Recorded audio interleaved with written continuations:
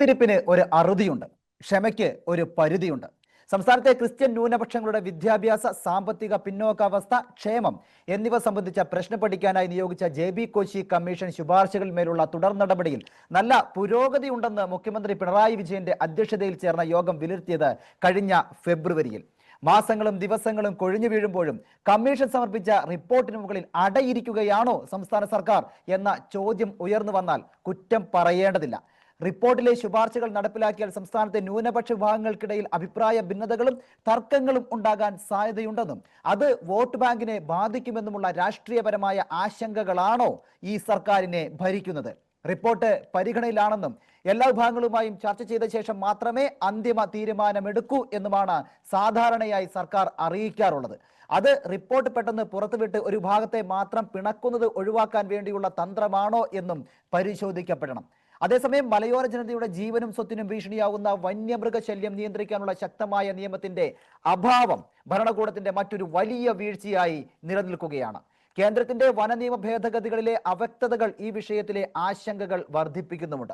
ഈ പശ്ചാത്തലത്തിൽ സുപ്രധാനമായ റിപ്പോർട്ടുകൾ പുറത്തുവിടാത്തതിന്റെ രാഷ്ട്രീയ ഭയം, വന്യമൃഗ നിയന്ത്രണത്തിലെ നിസ്സംഗത, ഒപ്പം തിരഞ്ഞെടുപ്പ് ലാഭത്തിനായി ന്യൂനപക്ഷ പ്രശ്നങ്ങൾ മറച്ചുവെക്കുന്നുണ്ടോ എന്ന അതിപ്രധാനമായ വിഷയവുമാണ് നാം ഇന്ന് ചർച്ച ചെയ്യുന്നത്. എല്ലാ പ്രിയപ്പെട്ട പ്രേക്ഷകർക്കും പാനലിസ്റ്റുകൾക്കും ഈവനിംഗ് ഡിബേറ്റിലേക്ക് സ്വാഗതം. ഇന്ന് എന്നോടൊപ്പം ചർച്ചയിൽ അതിഥികളായി കത്തോലിക്ക കോൺഗ്രസിൽ നിന്നും ശ്രീ ജോർജ് കോയിക്കൽ അല്പസമയത്തിനകം തന്നെ ജോയിൻ ചെയ്യും. മാധ്യമപ്രവർത്തകരായ ഇടുക്കിയിൽ നിന്നും ജോൺസൺ കൊച്ചുപറമ്പൻ, മലപ്പുറത്ത് നിന്നും തോമസ് കുട്ടി ചാലിയാർ എന്നിവരാണ്. തീർച്ചയായും നമുക്ക് കത്തോലിക്ക കോൺഗ്രസ് ഇപ്പോൾ ഈ JB കോശി കമ്മീഷൻ പ്രശ്നത്തിൽ കോടതിയിൽ ഹർജി ഫയൽ ചെയ്തിരിക്കുകയാണ്. നിരവധി നാളുകളായി ക്രൈസ്തവർ ആലോചിച്ചുകൊണ്ടിരിക്കുകയാണ് എന്തുകൊണ്ട് ഈ റിപ്പോർട്ടുകൾ പുറത്തു വിടുന്നില്ല എന്നുള്ളതാണ്. ശരിക്കും നമുക്ക് ഇതിനെക്കുറിച്ച് തന്നെ ആദ്യം പോവാം. ശ്രീ ജോൺസൺ കൊച്ചുപറമ്പൻ, ഈ ജസ്റ്റിസ് JB കോശി കമ്മീഷൻ റിപ്പോർട്ടിന്റെ പകർപ്പ് നൽകാൻ വിവരാവകാശ നിയമപ്രകാരം വിവിധ തലങ്ങളിൽ അപേക്ഷ കൊടുത്തിരുന്നു.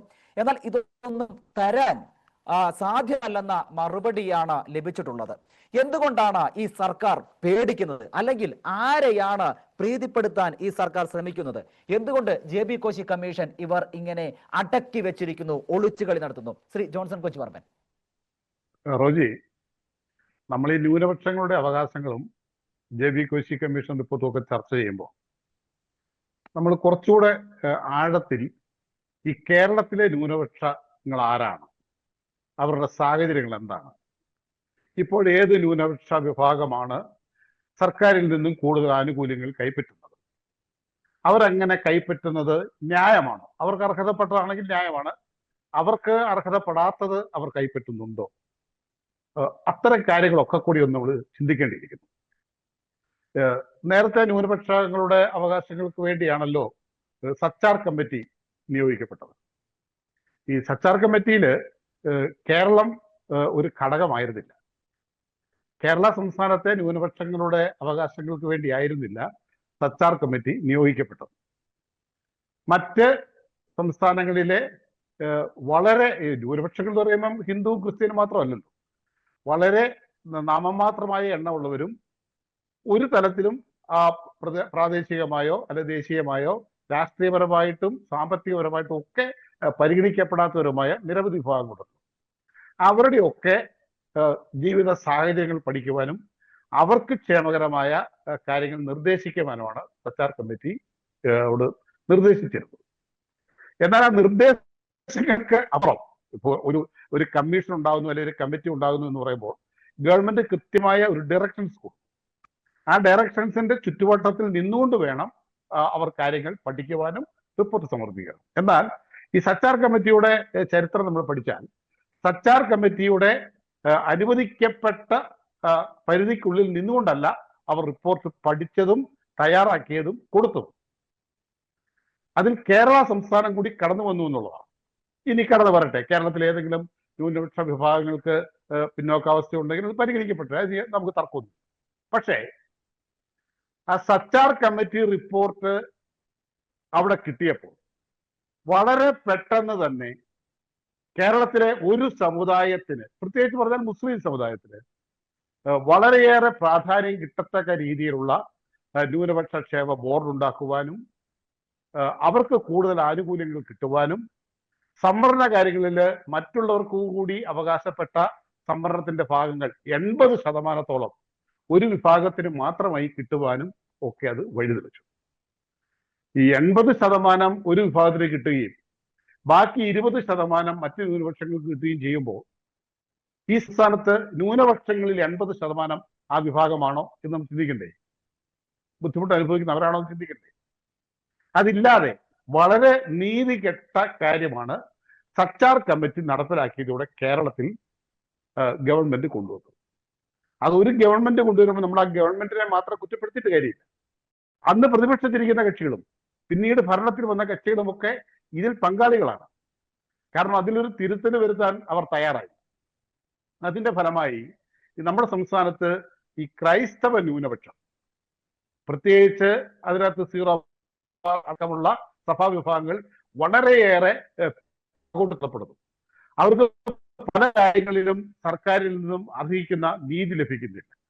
പ്രത്യേകിച്ച് തൊഴിൽ സാഹചര്യങ്ങളിൽ അവർ അല്ലെങ്കിൽ പഠിക്കുന്നവരുടെ സ്കോളർഷിപ്പ് കാര്യങ്ങളിൽ ഒക്കെയും അവർക്ക് അർഹതപ്പെട്ടത് ലഭിക്കുന്നില്ല എന്നുള്ള പരാതി ശക്തമായി സഭാ നേതൃത്വങ്ങൾ, പിന്നെ AKCC പോലെയുള്ള സംഘടനകൾ ഉയർത്തിക്കൊണ്ടുവന്നതിന്റെ ഫലമായിട്ടാണ് ഗവൺമെന്റ് ഇങ്ങനെ ഒരു സമ്മർദ്ദത്തിന്റെ ഭാഗമായി കേൾക്കാമോ? പറഞ്ഞോളൂ, കേൾക്കുന്നുണ്ട്. ഇങ്ങനെ ഒരു സമ്മർദ്ദത്തിന്റെ ഭാഗമായി അവസാനം ഒരു കമ്മീഷൻ നിയോഗിക്കാൻ തയ്യാറായത്. അങ്ങനെയാണ് JB കോശി കമ്മീഷൻ റിപ്പോർട്ട് ഉണ്ടായത്. ആ കമ്മീഷനിൽ എന്താണ് ഉണ്ടായത് നമുക്കറിയില്ല. ആ കമ്മീഷൻ ഏത് വിധത്തിലുള്ള അതാ പറയുന്നത്. അപ്പം എന്താണെങ്കിലും അത് ഏത് വിഭാഗത്തിനാണ് ഇവിടെ ബുദ്ധിമുട്ട് അനുഭവിക്കുന്നത്, അവർക്ക് ഏത് വിധത്തിലുള്ള സംവരണ ആനുകൂല്യങ്ങൾ അല്ലെങ്കിൽ സഹായങ്ങൾ അല്ലെങ്കിൽ ക്ഷേമ പദ്ധതികൾ നടപ്പിലാക്കണം എന്നാണ് ഈ ഗവൺമെന്റിലേക്ക് കമ്മീഷൻ പറഞ്ഞിരിക്കുന്നതെങ്കിലും അത് നമുക്ക് അതിന്റെ കൂടുതൽ ഡീറ്റെയിലേക്ക് വരാം. ഞാൻ തോമസ് കുട്ടി ചാലിയാറിലേക്ക് ഒന്ന് പോയിട്ട് വരാം. ശ്രീ തോമസ് കുട്ടി ചാലിയാർ, ഇപ്പോൾ നമുക്ക് മലയോരങ്ങളിൽ അറിയാവുന്ന ഒരു കാര്യമാണ്, മൃഗങ്ങൾ മനുഷ്യനെ ഒരു രീതിയിലും ജീവിക്കാൻ സമ്മതിക്കാത്ത ഒരവസ്ഥയാണ്. റോഡിലൂടെ പോയി കഴിയുമ്പോൾ കാട്ടുപന്നിയിൽ ചെന്ന് ഇടിച്ച് ആളുകൾ മരിക്കുന്ന സംഭവങ്ങളാണ്. കാട്ടാനയാണെങ്കിൽ ഇറങ്ങി വന്ന് കൃഷിയും വീടും ഒക്കെ തകർക്കുന്ന ഒരവസ്ഥയാണ് വരുന്നത്. എന്നാലും വന നിയമങ്ങൾ ഒക്കെ ഉണ്ടാക്കാം, നിങ്ങൾക്ക് ഞങ്ങൾ സംരക്ഷണം തരാം എന്നൊക്കെ സർക്കാരുകൾ പറയുമ്പോഴും പലപ്പോഴും ഇതൊന്നും നമ്മുടെ നാട്ടിൽ പ്രാബല്യത്തിലാവുന്നില്ല. ജനങ്ങൾ ഇങ്ങനെ കഷ്ടപ്പെട്ടുകൊണ്ടിരിക്കുന്നു, അതിൽ കുറച്ച് ജനങ്ങൾ മരിച്ചുകൊണ്ടിരിക്കുന്നു. ആരോടാണ് ഇതൊക്കെ പറയേണ്ടത്? നമ്മളിപ്പോൾ ഈ വിഷയം ചർച്ച ചെയ്യുമ്പോൾ ജോൺസൺ സാറൊക്കെ പറഞ്ഞതുപോലെ നമ്മൾ ഈ വിഷയങ്ങൾ ചർച്ച ചെയ്യുമ്പോൾ വിഷയങ്ങൾ പൊട്ടിപ്പുറപ്പെടുമ്പോൾ മാത്രം തണുപ്പിക്കുകയും ആ ന്യൂനപക്ഷ വിഭാഗങ്ങളിലെ പ്രത്യേകിച്ച് ക്രൈസ്തവ ന്യൂനപക്ഷ വിഭാഗങ്ങളുടെ വോട്ടുകൾ പെട്ടിയിലാക്കുക എന്നുള്ള ഒരു തന്ത്രങ്ങൾക്കപ്പുറം നമ്മൾ ഉയർത്തുന്ന വിഷയങ്ങൾക്ക് ശാശ്വതമായ ഒരു പരിഹാരം കാണുന്നതിൽ ഇടത് വലത് മുന്നണികൾ, നമ്മൾ BJP മാറ്റി നിർത്താം, കേരളം ഭരിച്ചത് ഇടത് വലത് മുന്നണികളാണ്. ഈ സർക്കാരുകളുടെ ഒന്നും ഭാഗത്തു നിന്നും കാര്യമായ ഒരു ഇടപെടൽ ഇക്കാര്യത്തിൽ ഉണ്ടായിട്ടില്ല എന്നുള്ളത് ശ്രദ്ധേയമാണ്. നമുക്ക് JB കമ്മീഷൻ റിപ്പോർട്ടിലേക്ക് തന്നെ ഒന്ന് ആദ്യം കണ്ണോടിച്ച് നോക്കുകയാണെങ്കിൽ 2021 തെരഞ്ഞെടുപ്പിന് മുമ്പാണ് അടിയന്തരമായി JB കമ്മീഷൻ റിപ്പോർട്ട് ന്യൂനപക്ഷ വിഭാഗങ്ങളിലെ പ്രബല വിഭാഗമായ ക്രൈസ്തവ വിഭാഗങ്ങളുടെ ക്ഷേമത്തിന് വേണ്ടിയിട്ട് അടിയന്തരമായി ആവശ്യമായ റിപ്പോർട്ടുകൾ നൽകാൻ JB കോശി കമ്മീഷനെ ചുമതലപ്പെടുത്തിയത്. പിന്നീട് ഇത് ചീഫ് സെക്രട്ടറിയുടെ നേതൃത്വത്തിലുള്ള ഒരു 3 അംഗ സംഘമൊക്കെ വിശദമായി പരിശോധിച്ചെങ്കിലും മറ്റൊരു തെരഞ്ഞെടുപ്പിന്റെ മുമ്പിൽ നമ്മൾ നിൽക്കുകയാണ്. അതായത് 2021 എന്നുള്ളത് 2025 അവസാനത്തിലെത്തുമ്പോഴും ഈ കമ്മീഷൻ റിപ്പോർട്ടിന് യാതൊരു മറുപടിയും ഇല്ലാത്തൊരവസ്ഥയിലാണ് കത്തോലിക്ക കോൺഗ്രസിന് ഇപ്പോൾ കോടതി അടക്കം സമീപിക്കേണ്ട ഒരു സാഹചര്യമുണ്ട്. മുൻകാലങ്ങളിലൊക്കെ ഈ ന്യൂനപക്ഷ വിഭാഗങ്ങളുടെ ആനുപാതികങ്ങൾ വെക്കുമ്പോൾ ഒരു മാന്യതയുടെ രാഷ്ട്രീയം ന്യൂനപക്ഷത്തിലെ പ്രബല വിഭാഗമായ ക്രൈസ്തവ മേലധ്യക്ഷന്മാർ സ്വീകരിച്ചിരുന്നു. ചോദിച്ച് അല്ലെങ്കിൽ ബഹളമുണ്ടാക്കി തരപ്പെടുത്തുന്നതിനേക്കാൾ അപ്പുറം അർഹതപ്പെട്ടത് കിട്ടുക എന്നുള്ളതൊരു ന്യായമായ സ്റ്റാൻഡിലാണ് അവർ നിന്നിരിക്കുന്നത്. എന്നാൽ അത് ലഭിക്കുന്നില്ല എന്നുള്ള കഴിഞ്ഞ കാലഘട്ടങ്ങളിൽ ഇപ്പൊ ജോൺസൺ സാറൊക്കെ പറഞ്ഞതുപോലെ പിന്നീട് വന്ന ന്യൂനപക്ഷവുമായി ബന്ധപ്പെട്ട് വന്ന ബോർഡുകളിലൊക്കെ ഈ ഒരു കഴിഞ്ഞ കാലത്ത് മാത്രമാണ് ഒരു ക്രൈസ്തവ വിഭാഗം അതിലേക്ക് കടന്നു വന്നത്. 80-20 എന്ന ആനുപാതികം 60-40 ന്യായമായ ആവശ്യത്തിനും ഇപ്പോഴും പരിഹാരം ഉണ്ടാവുന്നില്ല. പരിവർത്തനപ്പെട്ടു വന്ന ക്രൈസ്തവര്, അവശത അനുഭവിക്കുന്ന ക്രൈസ്തവര്, നമുക്ക് ഈ വീതങ്ങൾ വയ്ക്കുമ്പോൾ സ്കോളർഷിപ്പുകളുടെ കാര്യമെടുത്താലും ജോലിയുടെ കാര്യമെടുത്താലും ഒക്കെ വലിയ തോതിൽ നമ്മൾ അവഗണിക്കപ്പെടുകയാണ്. അത് മുൻപത്തൊക്കെ നമ്മൾ കണ്ടതാണ്. നമ്മളെ സംരക്ഷിക്കുമെന്ന് പറഞ്ഞവരൊക്കെ ഒരു ആവശ്യം വന്നപ്പോൾ ഇന്ത്യൻ പാർലമെന്റിൽ എന്തൊക്കെയാണ് സ്വീകരിച്ചതെന്ന് നമുക്കറിയാം.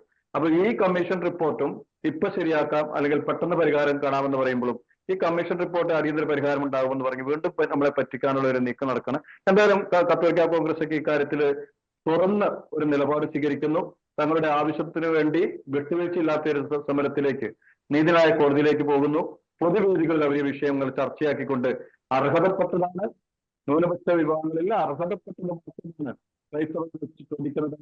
അഭിപ്രായമില്ല, അവകാശമാണെന്ന് തുറന്നു പറയുന്ന കത്തോലിക്ക കോൺഗ്രസിനെ നമുക്ക് ഈ സമയത്ത് അഭിനന്ദിക്കാതിരിക്കാൻ പറ്റില്ല. പിന്നീട് മൃഗശല്യത്തിനിരയാവും.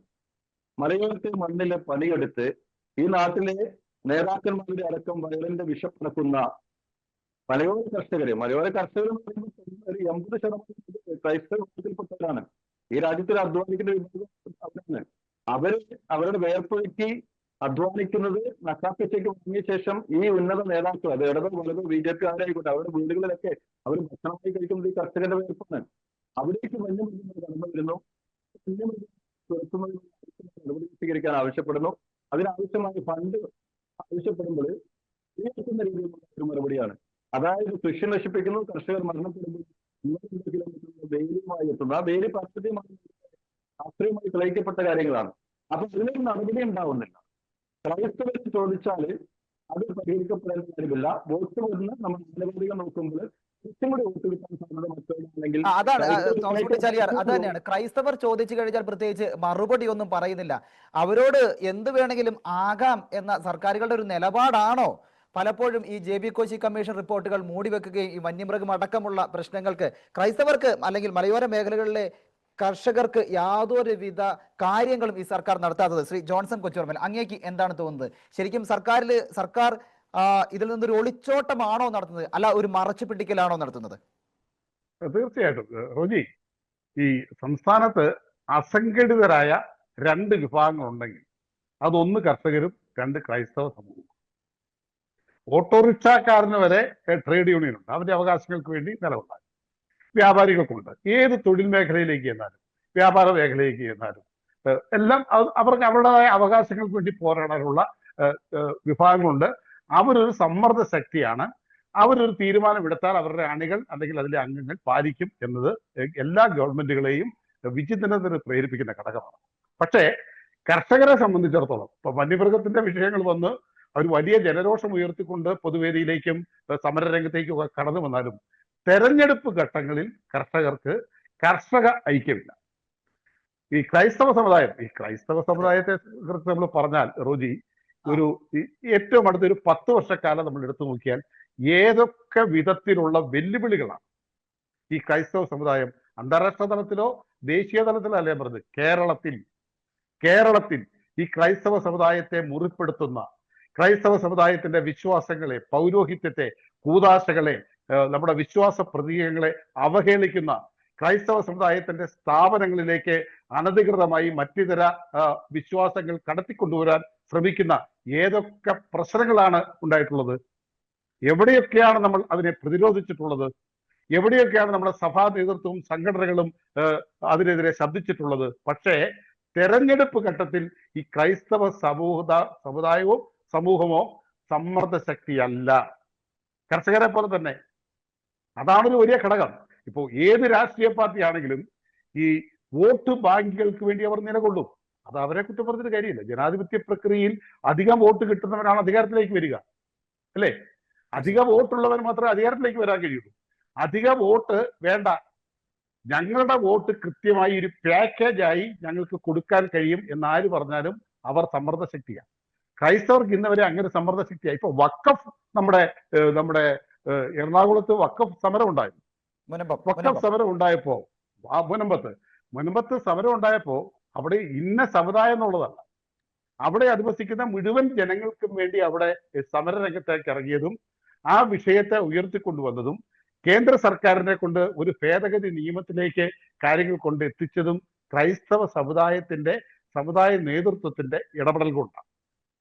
അവിടെ അധിവസിക്കുന്ന എല്ലാവർക്കുമാണ് ഗുണം കിട്ടുക. പക്ഷേ അതിൽ ഇടപെടൽ നടത്തിയത് ക്രൈസ്തവ സമുദായത്തിന്റെ ഇടപെടൽ കൊണ്ടാണ്. പക്ഷേ ഇന്ന് ആ ക്രൈസ്തവ സമുദായം ആ ഇടപെട്ട് ഒരു തീർപ്പിലേക്ക് കൊണ്ടുവന്ന വിഷയത്തിൽ ആ ക്രൈസ്തവ സമുദായത്തിന്റെ നിലപാടിനൊപ്പം ആയിരിക്കുമോ അവിടുത്തെ ജനത നിലനിൽക്കുന്നത് ഈ തെരഞ്ഞെടുപ്പ് ഘട്ടത്തിൽ നിന്ന് തെരഞ്ഞെടുപ്പ് കഴിയുമ്പോൾ നമുക്കറിയാം. ഇടുക്കിയിലടക്കം നമ്മുടെ കോഴിക്കോട് താമരശ്ശേരി മലബാറിന് അടക്കം അവിടുത്തെ അഭിമന്യ പിതാക്കന്മാർ എത്രയോ ജനകീയ സമരങ്ങളിലാണ് ഈ വന്യമൃഗ വിഷയവുമായി ബന്ധപ്പെട്ട് ഇടപെട്ടിരിക്കുന്നത്. ഞാൻ തന്നെ എനിക്ക് തോന്നുന്നത് ഈ ഒരു 3-4 വർഷം കൊണ്ട് 50-ലധികം AKCCയുടെയും ഇടുക്കി രൂപത ആദരണീയനായ പിതാവ് ഉദ്ഘാടനം ചെയ്ത നിരവധി സമരങ്ങൾ വന്യമൃഗശല്യവുമായി ബന്ധപ്പെട്ട് ഇടുക്കി കളക്ടറേറ്റിലേക്ക് നടത്തിയ ഒരു ലോങ് മാർച്ച് ഒക്കെ നമ്മൾ റിപ്പോർട്ട് ചെയ്തതാണ്. അന്ന് അവിടെ തടിച്ചുകൂടിയ ജനത്തിനൊക്കെ ഒരേ വികാരമുണ്ടായിരുന്നു. നമുക്ക് ഗവൺമെന്റ് ആരുമാകട്ടെ, നമ്മൾ ഉയർത്തിക്കൊണ്ടുവരുന്ന വിഷയം വന്യമൃഗ ശല്യത്തിൽ നിന്ന് കർഷകനെ, അവിടെ ക്രിസ്ത്യാനിയെ സംരക്ഷിക്കണം എന്നുള്ളതല്ല, ഈ കർഷകനെ സംരക്ഷിക്കണമെന്ന നിലപാടാണ് ഉയർത്തിക്കൊണ്ടുവന്നത്. പക്ഷേ ആ സംഘടിത മനോഭാവം തെരഞ്ഞെടുപ്പ് ഘട്ടത്തിലുണ്ടോ എന്നുള്ളതാണ് ചർച്ച. തീർച്ചയായും അവിടെ നിന്ന് തന്നെ ശ്രീ ജോൺസൺ കൊച്ചുപറമ്പൻ നിർത്തിയെടുത്തതെന്ന് ഞാൻ ഒന്ന് തോമസ് കുട്ടി ചാലിയാറിലേക്ക് പോവുകയാണ്. ഈ ക്രൈസ്തവർക്ക് ഈ തെരഞ്ഞെടുപ്പ് വരുമ്പോൾ ആർക്ക് വേണേലും വോട്ട് ചെയ്യാം, നമ്മൾ അപ്പോൾ ചിരിച്ചു കാണിക്കുന്ന ആരാണോ അവർക്കൊരു വോട്ട് ചെയ്തേക്കാം, അല്ലെങ്കിൽ ഏതെങ്കിലും ഒരു പ്രത്യേക പാർട്ടിയുടെ കീഴിൽ നിന്നുകൊണ്ട് മാത്രം വോട്ട് ചെയ്യുന്ന ഒരു ഭാഗമായി മാറുകയായിരുന്നു ക്രൈസ്തവർ എന്ന് പറയുന്നത്. പക്ഷേ ഇപ്പോൾ ഒന്ന് മാറി ചിന്തിക്കുന്നുണ്ട്. ശ്രീ ജോൺസൺ കൊച്ചുപറമ്പൻ പറഞ്ഞ കാര്യം ഇതാണ്, അസംഘടിതമായി തന്നെ നിൽക്കുകയാണ് ക്രൈസ്തവർ എന്നുള്ളത്.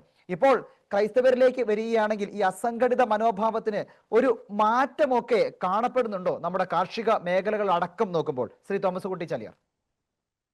ജോൺസൺ സാറ് പറഞ്ഞതുപോലെ നമ്മളെ ഈ സംഘടിതരാകുന്നില്ല എന്ന് മാത്രമല്ല, ഇപ്പോൾ നമ്മൾ സംഘടിതരാകാൻ ശ്രമിക്കുന്നു എന്നുള്ളൊരു ചിത്രമേ നമുക്ക് വ്യക്തമായി പറയാൻ കഴിയുള്ളൂ. നമ്മൾ സംഘടിതരായിട്ടില്ല.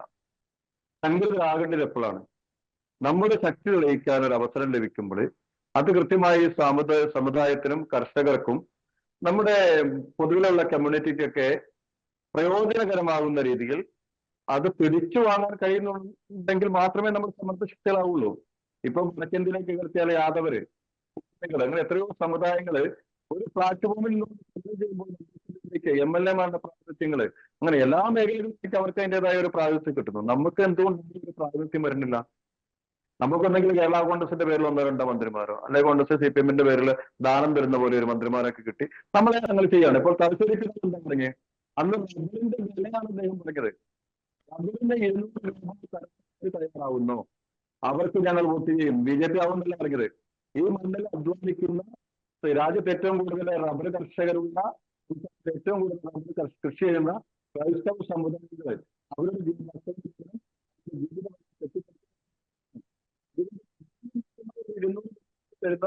ഇതൊക്കെ ഞങ്ങൾ വോട്ട് ചെയ്യുന്ന ശബ്ദമാണ്. ശ്രീ തോമസ് കുട്ടി ചാലിയാർ, ഓഡിയോയ്ക്ക് എന്തോ ഒരു പ്രശ്നമുണ്ടെന്ന്, വളരെ ശബ്ദം കുറച്ചാണ് കേൾക്കുന്നത്. എനിക്കൊന്ന് പറയുന്ന ഓഡിയോയ്ക്ക് ചെറിയൊരു പ്രശ്നമുണ്ട്. ഞാൻ ജോൺസൺ കൊച്ചുപറമ്പിലേക്ക് ഒന്ന് വരികയാണ്. അതായത് ഈ JB കോശി കമ്മീഷൻ പുറത്തു വിട്ടു കഴിഞ്ഞാൽ ക്രൈസ്തവരെ സംബന്ധിച്ചിടത്തോളം വലിയൊരു അനുഗ്രഹമാണ്. കാരണം അതിൽ അടങ്ങിയിരിക്കുന്നത് എന്താണ് എന്ന് അറിയുകയും അതിനുവേണ്ടി നമുക്ക് പ്രവർത്തിക്കുകയും ചെയ്യാം. പക്ഷേ ഇത് പുറത്ത് വിടാത്തിടത്തോളം കാലം നമുക്ക് അതിൻ്റെ ഉള്ളിൽ അടങ്ങിയിരിക്കുന്നത് എന്താണ് എന്ന് അറിയാനുള്ള സാധ്യതകൾ ഒന്നുമില്ല. അപ്പോൾ ഇതൊരു മനഃപൂർവ്വമാണ് എന്ന് നമുക്ക് 100% വിശ്വസിക്കാൻ പറ്റുമോ ശ്രീ ജോൺസൺ കൊച്ചുപറമ്പൻ? തീർച്ചയായും അതിലെന്താ സംശയിക്കുന്നത്? ഒരു സംശയവും വേണ്ട. ഈ JB കോശി കമ്മീഷൻ റിപ്പോർട്ടില് ഇപ്പൊ പഴയ കാലമല്ല, ആരെയെങ്കിലും എവിടെയെങ്കിലും ഒക്കെ പോയി കണ്ട് ഏതെങ്കിലും അടുക്കളയിൽ ഇരുന്നുകൊണ്ട് റിപ്പോർട്ട് തട്ടിക്കൂട്ടുന്ന കാലഘട്ടമൊന്നും അരുത്.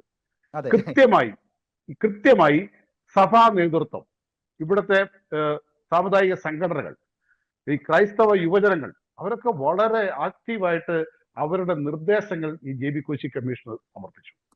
നിസ്സാര കാര്യമല്ല. ഏതെങ്കിലും ഒരു രൂപതയുടെ ഇടയൻ കൂരിയ കൂടിയിട്ട് അവിടെ നിന്ന് കൊടുത്തതല്ല. കേരളത്തിലെ എനിക്ക് തോന്നുന്നു നല്ലൊരു ശതമാനം, ഏതാണ്ട് 50%-ലധികം ആൾക്കാർ ഈ പ്രതികരിക്കാൻ ശേഷിയുള്ളവര്. ഇപ്പൊ കൊച്ചുകുട്ടികളിൽ നമ്മൾ നോക്കണ്ട, വിദ്യാർത്ഥികൾ വരെ ഞാൻ സൺഡേ സ്കൂൾ അധ്യാപകരാണ്. എൻ്റെ സ്കൂളിലെ കുട്ടികൾ വരെ ഈ റിപ്പോർട്ടിന് അവരുടേതായ ആശങ്കകൾ, അല്ലെ അവർക്ക് എന്താണ് വേണ്ടതെന്ന് അങ്ങനെ കാര്യങ്ങൾ അവതരിപ്പിച്ചു. അതുകൊണ്ട് തന്നെ ഈ റിപ്പോർട്ടിൽ ഈ ന്യൂനപക്ഷ വിഭാഗത്തിൽ ക്രൈസ്തവർ അനുഭവിക്കുന്ന ദുരിതങ്ങൾ മനസ്സിലാക്കി അതിനൊരു പരിഹാരം ഈ റിപ്പോർട്ടിൽ ഉണ്ടാവും എന്ന് ക്രൈസ്തവ സമൂഹം വിശ്വസിക്കുന്നു. അത് ഉണ്ടെന്നുള്ളത് കൊണ്ടാണ് ഞാൻ കൃത്യമായി പറയുന്നു, അങ്ങനെ ഒരു നിർദ്ദേശം ഉണ്ട് എന്നുള്ളത് കൊണ്ടാണ് ഇത് മൂടി വെക്കപ്പെടുന്നത്. മറ്റാരെയും പ്രീണിപ്പിക്കാനില്ലെങ്കിൽ റോജി, ഇപ്പൊ ഞാൻ ചെയ്യുന്നൊരു കാര്യം നമ്മുടെ തോമസ് കുട്ടി ചാലിയാറിന് ദ്രോഹമാകുന്നില്ല എങ്കിൽ എനിക്കത് ചെയ്യാമല്ലോ. അതെ അല്ലേ? അതെ. എന്തുകൊണ്ടാണ് സർക്കാർ മൂടി വെക്കുന്നത്? ഇപ്പോൾ അനധികൃതമായി, ഇതാണ് കൃത്യമായ കാര്യം, ഇപ്പോൾ അനധികൃതമായി തങ്ങൾക്ക് അവകാശപ്പെടാത്ത ആനുകൂല്യങ്ങൾ വാങ്ങിക്കുന്ന സംഘടിത സമുദായത്തിന് ഇത് അനിഷ്ടകരമാകും. അല്ലെന്നേ അതിനകത്ത് വേറൊരു കാര്യം, അവർ സംഘടിതരാണ്. വേറെ ഏത് സമുദായം ആയിക്കോട്ടെ, നമ്മൾ ആരെയും പേരെടുത്ത് പറയുന്നില്ല. അവർ സംഘടിതരാകുന്നു, അതുകൊണ്ട് അവർക്ക് ശക്തി ഉണ്ടാകുന്നു. നമ്മൾ ക്രൈസ്തവർ സംഘടിതരാകുന്നില്ല, അല്ലെങ്കിൽ അതിന് ശ്രമിച്ചിട്ടും നടക്കുന്നില്ല, അതുകൊണ്ട് നമുക്ക് ശക്തിയില്ല എന്ന രീതിയിലേക്കല്ലേ നമ്മൾ വെളിച്ചം വീശുന്നത്? അതെ, അതിപ്പോ നമ്മളെ ചാലിയാർ പറഞ്ഞു വന്നപ്പോ പറഞ്ഞല്ലോ, ആ ഈ ക്രൈസ്തവനുള്ള വിഹിതം കേരള കോൺഗ്രസിന് കൊടുക്കുന്ന അപ്പക്കഷ്ണമായി മാറി. ഈ ഇപ്പൊ നമ്മളൊരു 3-4 ദശാബ്ദക്കാലത്തെ ഇടത് വലത് മുന്നണികളുടെ ഭരണം നോക്കിയാൽ ഇതിൽ ഏതെങ്കിലും ഒരു കേരള കോൺഗ്രസിന്റെ കഷണം ഇതിലേതെങ്കിലും ഒരു മുന്നണിയിൽ അധികാരത്തിൽ കാണും. അപ്പൊ അവർക്ക് കൊടുക്കുന്ന ഒരു അപ്പകഷണം ആ സമുദായത്തിനുള്ള സ്ഥാനമായി മാറുകയാണ്. എന്നാൽ അങ്ങനെ അധികാരത്തിലേക്ക് വരുന്നവര് അവര് വരട്ടെ, നല്ല കാര്യം, സമുദായത്തിൽ നിന്നുള്ളവരാണ്, നല്ല കാര്യം. അവർ സാമുദായികമായ താല്പര്യങ്ങൾക്ക് വേണ്ടി നിലകൊള്ളുന്നുണ്ടോ? റോജി കേൾക്കാമോ? കേൾക്കാം പറയൂ. അവർ ഈ സമുദായത്തിന് വേണ്ടി നിലകൊള്ളുന്നുണ്ടോ എന്നുള്ളിടത്താണ് ഇനി നമ്മൾ പുനർചിന്തനം നടത്തേണ്ടത്. തീർച്ചയായും ക്രൈസ്തവരുടെ പ്രതിനിധി ആകണമെന്ന് പറയുന്നവര് ഇപ്പൊ ഞാൻ ആരെയും അങ്ങനെ ഒരു കൊച്ചായിട്ട് പറയുന്നതല്ല. ഇപ്പൊ ഈ ഇടതുപക്ഷ ഗവൺമെന്റിൽ ഉള്ള ഒരു മന്ത്രി, ആ മന്ത്രി ഒരു വനിതാ മന്ത്രിയാണ്. ആ വനിതാ മന്ത്രി കൃത്യമായി ഒരു സമുദായത്തിന്റെ പ്രതിനിധിയായിട്ട് ആ മന്ത്രിസഭയിലേക്ക് വന്നതാണ്. അവരുടെ പേരിലാണ് ഏറ്റവും കൂടുതൽ ആരോപണങ്ങൾ ഉണ്ടായിട്ടുള്ളത്. അവർ ചുമതലയുള്ള വകുപ്പിലാണ്. പക്ഷെ ആ മന്ത്രി ഒന്നും തൊടത്തില്ല. കാരണം എന്താ? ആ മന്ത്രിയുടെ പിന്നിൽ ആ മന്ത്രിയുടെ സമുദായമുണ്ട്. ഈ കേരള കോൺഗ്രസുകളുടെ പ്രതിയായിട്ട് വരുന്നവര് ഈ ആണും പെണ്ണും കെട്ടവരായിട്ട് മന്ത്രിസഭയിൽ ഇരിക്കത്തേ ഉള്ളൂ. ഒരു ബിഷപ്പിന്റെ അരമനയിലേക്ക് ഏത് മതതീവ്രവാദത്തിന്റെ പേരിലാണെങ്കിലും അങ്ങോട്ട് കടന്നു ചെന്നപ്പോ അവിടെ ഒന്ന് പ്രതിരോധിക്കാൻ പോട്ടെ, എവിടെ നിന്നെങ്കിലും ഒരു സ്റ്റേറ്റ്മെന്റെങ്കിലും ആ പിതാവിന് അനുകൂലമായി കൊടുക്കാൻ ഒരു മന്ത്രിയോ രാഷ്ട്രീയ നേതാവോ ഉണ്ടായില്ല. അതാണ് ഈ കേരള കോൺഗ്രസുകൾ ഈ സമുദായത്തോട് ചെയ്ത ഏറ്റവും വലിയ തെറ്റ്. തീർച്ചയായും മനസ്സിലായോ? ഇവർ ഈ സമുദായത്തിന് വേണ്ടി നിലകൊള്ളണ്ടേ? ഒരു മിനിറ്റൂടെ റോജി, ഒരു മിനിറ്റൂടെ. അതായത് റോജി, ഇപ്പൊ പ്രാദേശിക തെരഞ്ഞെടുപ്പാണല്ലോ നടക്കുന്നത്. പ്രാദേശിക തെരഞ്ഞെടുപ്പ് നടക്കുമ്പോൾ എല്ലാവരും ചോദിക്കും, നമ്മൾ ദേശീയ രാഷ്ട്രീയം സംസ്ഥാന രാഷ്ട്രീയം ചർച്ച ചെയ്യണോ? പ്രാദേശികം പോലെ ഏറ്റവും അധികം ചർച്ച ചെയ്യപ്പെടേണ്ടത് നിൽക്കുന്ന വ്യക്തി, ഏത് പാർട്ടിയാണെങ്കിലും നിൽക്കുന്ന വ്യക്തി, അവന് സാമുദായിക പ്രതിബദ്ധതയുണ്ടോ, സാമൂഹിക പ്രതിബദ്ധതയുണ്ടോ? രണ്ടാം, സമൂഹത്തോട് പ്രതിബദ്ധത ഉണ്ടാവണം. അവൻ പ്രതിദാനം ചെയ്യുന്ന സമുദായത്തോട്, ഏത് സമുദായം പോട്ടെ, ആ സമുദായത്തിന്റെ താല്പര്യങ്ങളോട് പ്രതിബദ്ധതയുണ്ടോ എന്ന്. അതില്ലാത്തതാണ് ഇപ്പോൾ ക്രൈസ്തവരായ ജനപ്രതിനിധികൾക്ക്, അതില്ലാത്തതാണ് ഈ നാട്ടിലെ ഏറ്റവും വലിയ പ്രശ്നം. തീർച്ചയായും. തോമസ് കുട്ടി ചാലിയാർ, ഇപ്പൊ ഈ JB കോശി കമ്മീഷൻ റിപ്പോർട്ട് പുറത്തുവിടാതിരിക്കുന്നത് സർക്കാർ ഒരു സുതാര്യതയുടെ പ്രശ്നമല്ലേ അവിടെ ഉദിക്കുന്നത്? അതായത് ഇത് ഒളിച്ചു വെക്കുമ്പോൾ സർക്കാരിന്റെ സുതാര്യതയും അതുപോലെ ഒരു വിശ്വാസവും ഇതൊരു ചോദ്യമായി മാറുകയല്ലേ? റോജി, നമ്മൾ എന്തിനാണ് കമ്മീഷനുകളെ വെക്കുക? ഒരു പ്രശ്നം പരിഹരിച്ച് എത്രയും പെട്ടെന്ന് അതിന് പരിഹാരം ഉണ്ടാക്കുന്നതിനാണല്ലോ ഒരു നിരന്തര പോരാട്ടങ്ങളുടെ ഫലമായിട്ട് ഒരു കമ്മീഷൻ വരിക. ക്രൈസ്തവ സഭകളുടെ അവഗണനയ്ക്കെതിരെ കൃത്യമായി എത്രയും പെട്ടെന്ന് അതിനൊരു പരിഹാരം പ്രതീക്ഷിക്കാനും ജനസംഖ്യ ആനുപാതികമായി ക്രൈസ്തവർക്ക് കിട്ടേണ്ട ന്യൂനപക്ഷ അവകാശങ്ങൾ, എല്ലാ മേഖലകളിലുമുള്ള ന്യൂനപക്ഷ അവകാശങ്ങൾ കൃത്യമായി ലഭിക്കാനുള്ള സാധ്യതകൾ ചൂണ്ടിക്കാട്ടിയും എത്ര ശതമാനം ഇന്ന രീതിയിൽ കൊടുക്കണം എന്ന് കൃത്യമായി പ്രതിപാദിക്കാനാണ് ലക്ഷങ്ങൾ മുടക്കി ഓരോ കമ്മീഷനായി വെക്കുന്നത്. ആ കമ്മീഷന് 2021 ഈ കമ്മീഷൻ വരുന്നത്. 5 കൊല്ലമാകാൻ പോകുന്നു. 2026 പരിപാടികൾ നമ്മൾ വയ്ക്കുമ്പോഴും എന്തിനാണ് ഇത് മൂടി നിൽക്കുന്നത്? ഇവിടെ 40% യാതൊരു സംശയമില്ല. കിട്ടുന്ന വഴിക്ക് തിന്നുക എന്നുള്ളതാണ്. 40% ക്രൈസ്തവരാണ് ന്യൂനപക്ഷ വിഭാഗങ്ങളിലുള്ളത്. അവർക്ക് കൃത്യമായ ആനുകൂല്യങ്ങൾ ഈ JB കോശി കമ്മീഷൻ റിപ്പോർട്ടിൽ ഉണ്ട്. അത് കൃത്യമായി കമ്മീഷന്റെ റിപ്പോർട്ട് പുറത്തു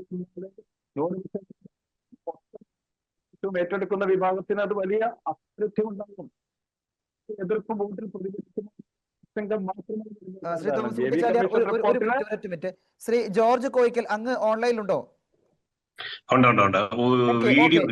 എന്തായാലും അങ്ങനെ വീഡിയോയ്ക്ക് ചെറിയൊരു പ്രശ്നമുണ്ട്. എന്തായാലും ഞാൻ പ്രധാനപ്പെട്ട ഒരു കാര്യം ചോദിക്കുകയാണ്. അതായത് നമുക്കറിയാലോ, ഈ JB കോശി കമ്മീഷൻ റിപ്പോർട്ട് പുറത്ത് വിടണം എന്നാവശ്യപ്പെട്ടുകൊണ്ട് നിരവധിയാണ് കത്തോലിക്ക കോൺഗ്രസ് സമീപിച്ചിരിക്കുന്നത്.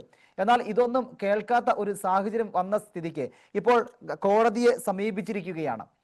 ഈ വിവരാവകാശ കമ്മീഷനോട് വിവരങ്ങൾ ചോദിച്ചപ്പോൾ അത് വിവരങ്ങൾ തരാൻ പറ്റില്ല എന്ന ഒരു നിലപാടായിരുന്നു സ്വീകരിച്ചിരുന്നത്. പറയൂ, എങ്ങനെയാണ് ഈ കോടതിയിലേക്ക് പോകാനുള്ള ഒരു കാരണമുണ്ടായത്? അതിനെക്കുറിച്ചൊന്ന് വിശദമാക്കാമോ? പിന്നെ തീർച്ചയായിട്ടും ഈ കത്തോലിക്ക കോൺഗ്രസിന്റെ നേതൃത്വത്തിൽ നമ്മൾ കഴിഞ്ഞ കുറെ വർഷങ്ങളായി, ഇവിടെ സൂചിപ്പിക്കപ്പെട്ടതുപോലെ കുറെ വർഷങ്ങളായി കമ്മീഷൻ റിപ്പോർട്ട് പ്രസിദ്ധീകരിച്ചിട്ട് ഏതാണ്ട് 3 വർഷത്തോളം ആവുന്നു. നമ്മൾ നിരവധി തവണ ആവശ്യപ്പെട്ടു. നമ്മൾ സ്വാഭാവികമായിട്ടും നമ്മൾ ഡിപ്പാർട്ട്മെന്റ് വഴി ആവശ്യപ്പെട്ടു. നമ്മൾ ചില MLA-മാരെ ഉപയോഗിച്ച് നിയമസഭയിൽ ചോദ്യം ചോദിച്ചു, റിപ്പോർട്ട് എവിടെയാണ്, ഈ റിപ്പോർട്ടിന്റെ സ്ഥിതി എന്താണ്, ഇത് നടപ്പിലാക്കിയോ എന്ന് ചോദിച്ചു. അവിടെ നമ്മളെ പരമാവധി അപമാനിക്കും വിധത്തിലുള്ള ഒരു മറുപടിയാണ് നിയമസഭയിലുണ്ട്. അതൊക്കെ നമ്മൾ ശ്രദ്ധിക്കേണ്ടതാണ്. ഇവിടെ സൂചിപ്പിക്കപ്പെട്ടതിന്റെ ബാക്കിയായിട്ട് അവിടെ പറഞ്ഞത്, ഈ റിപ്പോർട്ടുണ്ട്, അതിൽ കുറെ കാര്യങ്ങളൊക്കെ ഞങ്ങൾ ചെയ്തു, കുറെ കാര്യങ്ങൾ ചെയ്യും, കുറെ കാര്യങ്ങൾ ചെയ്യാൻ പറ്റുകയില്ല. ഈ ഉടക്ക് ന്യായം പറയാനാണോ, അല്ലെ ഈ അഴകുഴമ്പൻ മറുപടി പറയാനാണോ നമ്മൾ നിയമസഭ നമ്മുടെ പണം ഉപയോഗിച്ച് കോടിക്കണക്കിന് രൂപ ചെലവഴിച്ച് അവിടെ നിയമസഭ ചേർന്ന് നമ്മൾ ചിന്തിക്കണം. ഇത് ഒരു സാമാന്യ വിവരമുള്ള ആളുകളോട് പറയാനുള്ളൊരു ഒരു മറുപടിയാണ്. ഒരു നിയമസഭയിൽ ഉത്തരം കൊടുക്കുക, ഒരു MLA ചോദ്യം ചോദിച്ചു കഴിഞ്ഞപ്പോൾ കുറെ ഞങ്ങൾ നടത്തി, കുറെ ഞങ്ങൾ നടത്തും, കുറെ ഞങ്ങൾക്ക് നടത്താൻ പറ്റുകയില്ല. ഇതന്നെ ഇവരുടെ തറവാട്ട് സ്വത്തോ? നമ്മൾ യഥാർത്ഥത്തിൽ അങ്ങനെ ചിന്തിക്കണം. ഇത് ഇവിടെ പറഞ്ഞു വന്നതിന്റെ ബാക്കി പത്രം പോലെ ഇത് ഈ ജനത്തെ, ഒരു വിഭാഗം ജനങ്ങളെ കണ്ടില്ലങ്ങ് നടിക്കുക, എന്ത് സംഭവിച്ചാലും ഞങ്ങൾക്ക് കുഴപ്പമില്ല എന്നൊക്കെ ചിന്തിക്കുക. ഇത് മാത്രമല്ല, ഇവരുടെ പിന്നിൽ ഇവിടെ ജോൺസൺ സൂചിപ്പിച്ചതുപോലുള്ള ഒരു പശ്ചാത്തലം ഇതിന്റെ പിന്നിലുണ്ട്. അതെന്താണെന്ന് അറിയാം, അത് പക്ക രാഷ്ട്രീയമാണ്. എന്ന് പറഞ്ഞാൽ ഈ വിഭാഗം പല കഷ്ടങ്ങളായി തിരിഞ്ഞു നിൽക്കുന്നു. ഒരു സംഘടിത സ്വഭാവം ഇതിനില്ല. എത്ര തവണ തല്ല് കിട്ടിയാലും എത്രയൊക്കെ ഉപേക്ഷിച്ചാലും ഇവർ ഈ മതേതരത്വം കൈവില്ല. അത് നമ്മുടെ ആർജവത്വമാണ്, നമ്മുടെ അഭിമാനമാണ്. ഈ മതേതരത്വം കൈവില്ല. നമ്മൾ ഒരു തീവ്രവാദ പ്രവർത്തനങ്ങൾക്ക് കത്തോലിക്ക സമുദായം പോവുകയല്ല, സമനില വിട്ട് സംസാരിക്കുകയല്ല പിതാക്കന്മാർ. നമ്മൾ ഇവരെ വെല്ലുവിളിക്കുകയല്ല. ഇവര് മറ്റു പല സമുദായത്തിന്റെ നേതാക്കന്മാര് പറയുന്നത് പോലെ അസഭ്യ വർഷം ചെയ്യുകയല്ല. നമ്മൾ മാന്യമായിട്ട് സംസാരിക്കും, പിന്നെ ചോദിച്ചുകൊണ്ടിരിക്കും. അത് നമ്മുടെ ഒരു ശീലമാണ്, നമ്മുടെ ഒരു സംസ്കാരമാണ്, അത് നമ്മുടെ ഒരു ധൈര്യവുമാണ്. അപ്പൊ അതുകൊണ്ടൊക്കെയാണ് ഇത്തരം മറുപടികളൊക്കെ പറയുന്നത്. പിന്നെ നമ്മുടെ നീതി വ്യവസ്ഥ, ന്യായ വ്യവസ്ഥ അനുസരിച്ച് നമ്മൾ 3 തവണ, ഒരിക്കലല്ല 3 തവണ വിവരാവകാശ നിയമപ്രകാരം എഴുതി ചോദിച്ചു. അപ്പൊ ഏറ്റവും അവസാനം കിട്ടിയ ഉത്തരവാണ് ഏറ്റവും രസകരം ചോദ്യം. അത് നമ്മൾ കേരളത്തിൽ ചർച്ച ചെയ്യപ്പെടേണ്ട ഒരു വിഷയമാണ്. ആ ചോദ്യത്തിന് അവർ നൽകിയ ഉത്തരം എന്താണെന്നറിയാമോ? ഇത് തരാൻ കഴിയില്ല, കാരണം ഇത് മന്ത്രിസഭയുടെ പരിഗണനയ്ക്കിരിക്കുകയാണ്. എത്ര കാലമായി? 10-24 മാസക്കാലമായി ഈ റിപ്പോർട്ട് മന്ത്രിസഭയുടെ പരിഗണനയ്ക്കിരിക്കുകയാണ്. അപ്പോൾ ശരിക്കും നമ്മളെ അപമാനിക്കുകയാണ്, നമ്മുടെ അവകാശങ്ങൾ നിഷേധിക്കുകയാണ്. ഈ കഴിഞ്ഞ മാസം കത്തോലിക്ക കോൺഗ്രസ് നടത്തിയ അവകാശ സംരക്ഷണ യാത്രയിൽ കാസർഗോഡ് മുതൽ തിരുവനന്തപുരം വരെ നമ്മൾ ഈ അനീതിയാണ് വിളിച്ചു പറഞ്ഞത്. നമ്മൾ ഉയർത്തിയ മുദ്രാവാക്യം തന്നെ നീതി ആരുടെയും ഔദാര്യമല്ല, ഞങ്ങളുടെ അവകാശമാണ്. അതിലെ പ്രധാനപ്പെട്ട ഇഷ്യൂ JB കോശി കമ്മീഷൻ റിപ്പോർട്ടും അധ്യാപക നിയമനങ്ങളിലെ വിവേചനവുമായിരുന്നു. അപ്പൊ നമ്മൾ ഈ ഒരു പശ്ചാത്തലത്തിലാണ് കോടതിയെ സമീപിക്കാനായിട്ട് തീരുമാനിച്ചത്. ഹൈക്കോടതിയിൽ കേസ് കൊടുത്തു. ആ ഹൈക്കോടതിയിലെ ഹൈക്കോടതി കേസ് എടുത്തു. ഇതിന് മെറിറ്റുണ്ട്. നമ്മുടെ ആവശ്യം ന്യായമാണ്. നമ്മൾ പറയുന്നല്ലോ നീതിയുണ്ട് എന്ന് ഹൈക്കോടതിക്ക് ബോധ്യമായതുകൊണ്ടാണല്ലോ ഹൈക്കോടതി കേസ് എടുത്ത് ഫയൽ സ്വീകരിച്ച് ഹൈക്കോടതി സർക്കാരിന് നോട്ടീസ് അയച്ചു. ഇനി ഇവിടെ അദ്ദേഹം സൂചിപ്പിച്ചതുപോലെ, ചർച്ചയിൽ പങ്കെടുക്കുന്ന രണ്ടാമത്തെ ആള് തോം സൂചിപ്പിച്ചതുപോലെ വളരെ പ്രധാനപ്പെട്ട ഒരു കാര്യമുണ്ട്. ഇത് ആരുടെയാണ് റിപ്പോർട്ട്? ഈ കമ്മീഷൻ ആരുടെയാണ്? ഇത് ജനങ്ങളുടെ അല്ലേ? ഒരു ത്രിതല പഞ്ചായത്ത് തെരഞ്ഞെടുപ്പിന്റെ മുന്നിൽ നിൽക്കുമ്പോഴത്തേക്കിനും ഇത് ഇവരുടെ പാർട്ടിയുടെ സാധനമാണോ? അതോ ഇവരുടെ തറവാട്ട് സ്വത്താണോ? അല്ലല്ലോ. നമ്മുടെ നികുതി പണം ഉപയോഗിച്ചുകൊണ്ട് ഇവിടുത്തെ പ്രബലമായ ഒരു ജനവിഭാഗം, പിന്നോക്കം നിൽക്കുന്ന ജനവിഭാഗം, ഒരു വളരെ മൈക്രോ ആയിട്ടുള്ള ഒരു ജനവിഭാഗം, മൈക്രോ മൈനോറിറ്റിയുള്ള ജനവിഭാഗം, അവരുടെ ആവശ്യങ്ങൾ പഠിക്കുന്നു. നമ്മളല്ലല്ലോ പറഞ്ഞേ, ഈ സർക്കാരല്ലേ പറഞ്ഞേ ഇത് ഞങ്ങൾ പഠിക്കുന്നു, നടപ്പിലാക്കുമെന്ന് പറഞ്ഞ സർക്കാരല്ലേ പറഞ്ഞേ. പക്ഷെ എനിക്ക് തോന്നുന്നു ശ്രീ ജോർജ് കോയിക്കൽ, ഇതിൽ ഇവരെ പേടിപ്പിക്കുന്ന എന്ത് വസ്തുതകളാണുള്ളത്? ഇത് വോട്ട് ബാങ്ക് രാഷ്ട്രീയം അല്ലെങ്കിൽ ഒരു പ്രീണന രാഷ്ട്രീയം എന്ന് അത് മാറ്റി വെക്കാൻ പറ്റുമോ നമുക്ക്? അത് തന്നെയല്ലേ പ്രധാനപ്പെട്ട ഒരു കാരണമായി നമ്മൾ കാണേണ്ടത്? തീർച്ചയായിട്ടും അതാണ് അതിന്റെ പ്രശ്നം. നമ്മൾ ഇതിനകത്ത് മുമ്പായിട്ട് സൂചിപ്പിച്ച പോലെ തന്നെ 80:20 വിഷയത്തിൽ ഹൈക്കോടതിയുടെ സുപ്രധാനമായ ഒരു വിധി വന്നു. ആ വിധിയിൽ പറഞ്ഞു, ഈ നടപ്പിലാക്കുന്ന 80:20 ഫോർമുല എന്ന് പറയുന്നത് ഇന്ത്യയുടെ ഭരണഘടനയ്ക്ക് വിരുദ്ധമാണ്. ഇത് ഇവിടുത്തെ ആളിന്റെ കണക്കനുസരിച്ച് ജനസംഖ്യ ആനുപാതികമായിട്ട് നടപ്പിലാക്കേണ്ട വിഷയത്തെ സാമുദായിക ആനുപാതികമായി നിങ്ങളുടെ വോട്ട് കിട്ടാൻ വേണ്ടി ഞങ്ങളുടെ സൗമനസ്യത്തോടുകൂടി തരുന്ന സമ്മാനം എന്ന രൂപത്തിൽ ഇതിനെ കാണുന്നു എന്നുള്ള രൂപത്തിലാണ് കോടതി ഇതിനെ നിരീക്ഷിച്ചത്. അപ്പൊ 80:20 തെറ്റാണോ എന്ന് ഹൈക്കോടതി പറയുന്നു. ഈ ഗവൺമെന്റ് മുഖ്യമന്ത്രി പോലും ആ തത്വത്തിൽ അംഗീകരിക്കുകയാണ്. അതിനുശേഷം ഈ സമ്മർദ്ദത്തിന്റെ ഫലമായി, അതാണ് പ്രശ്നം, ഈ വോട്ട് ബാങ്ക് രാഷ്ട്രീയത്തിന്റെ തലയെണ്ണി കാര്യങ്ങൾ തീരുമാനിക്കുന്ന ജനാധിപത്യ വ്യവസ്ഥിതിയിൽ ഈ ഒരു ബഹുഭൂരിപക്ഷം അപ്പുറത്ത് നിൽക്കുന്നു.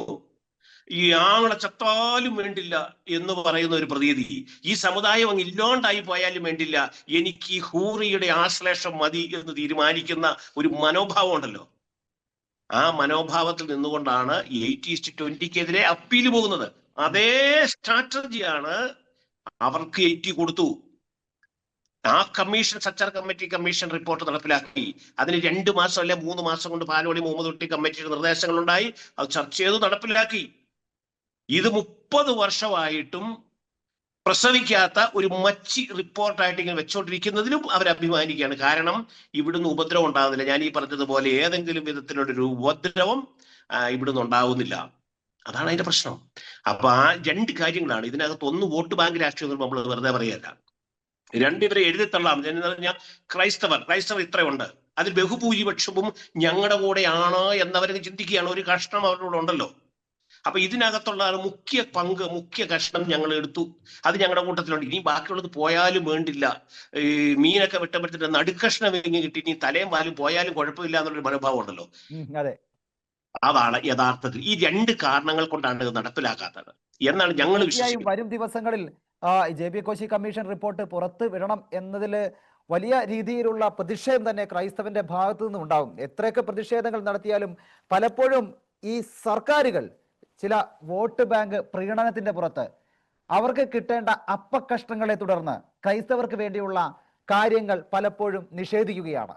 ചോദിച്ചാലും പറഞ്ഞാലും അവർക്ക് കൊടുത്തില്ലെങ്കിലും പ്രശ്നമില്ല എന്ന ഒരു തിട്ടൂരമാണ് സർക്കാരുകൾക്കുള്ളത്. ഇനിയും ഓർക്കുക, ക്രൈസ്തവർ സംഘടിതരാണ്. നിങ്ങളുടെ വോട്ട് ബാങ്ക് രാഷ്ട്രീയമല്ല, ഞങ്ങൾക്ക് വേണ്ടത് ഞങ്ങളുടെ അവകാശമാണ്. അത് ചോദിക്കുക തന്നെ ചെയ്യും. ലഭിക്കുന്നത് വരെ അതിനുവേണ്ടി പോരാടുകയും ചെയ്യും. ഏതായാലും പങ്കെടുത്ത പാനലിസ്റ്റുകൾക്കും എല്ലാവർക്കും നന്ദി. ഈവനിംഗ് ഡിബേറ്റ് ഇവിടെ പൂർണ്ണമാകുന്നു. പ്രിയപ്പെട്ട പ്രേക്ഷകർക്കും പാനലിസ്റ്റുകൾക്കും ഒരിക്കൽ കൂടി നന്ദി.